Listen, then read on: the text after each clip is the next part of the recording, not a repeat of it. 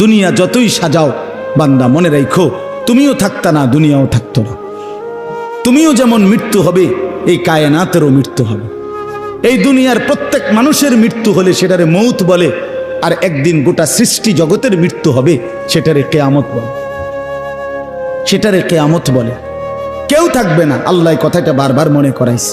তোমার যেমন মৃত্যু হবে, সৃষ্টি জগতেরও মৃত্যু হবে। ইজা সামাউন ফাতারাত ওয়া ইদাল কাওয়াকিবুন তাসারাত। আল্লাহ বলেছেন ইজা শামসু কুফিরাত।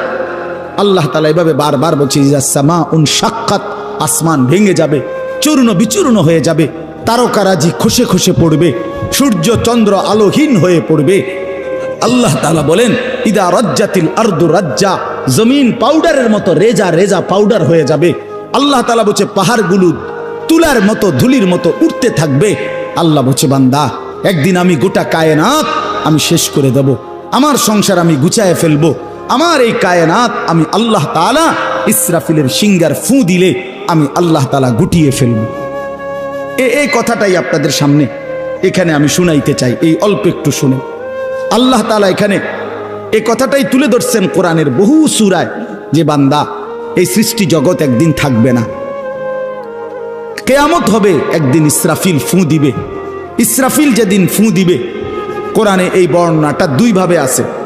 একটা হলো ইসরাফিল প্রথমবার ফু দিবে, আরেকটা হলো ইসরাফিল দ্বিতীয়বার ফু দিবে। ইসরাফিল মোট দুইবার ফু দিবে। প্রথমবার ফু দিলে জমিনের মধ্যে ভূমিকম্প শুরু হবে। আল্লাহ বলেন এই ভূমিকম্পটা গোটা পৃথিবী একসাথে, আমার সৃষ্টি পুরাটা একসাথে নড়বে।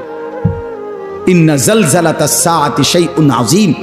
আল্লাহ বলেন বান্দা দুনিয়ায় বহু ভূমিকম্প তুমি দেখছো, তবে মনে রেখো কিয়ামতের ভূমিকম্প, ইসরাফিল ফু দিলে প্রথম যে ভূমিকম্প হবে, কিয়ামত সংঘটিত হওয়ার জন্য, গোটা সৃষ্টিটা ভেঙ্গে চুরে যাওয়ার জন্য, সেটা হবে বড়ই ভয়ানক।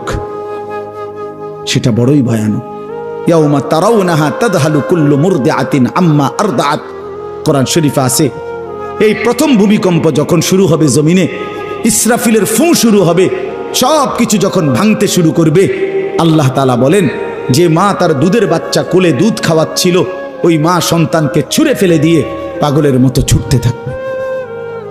ওয়াতাদাউ কুল্লু যাতি হামলিন হামলাহা, যে মায়ের পেটের বাচ্চা 10 মাস পূর্ণ হয়ে গেছে, এই আর ঘন্টা 2-4 ঘন্টা পরে বাচ্চাটা প্রসব হবে।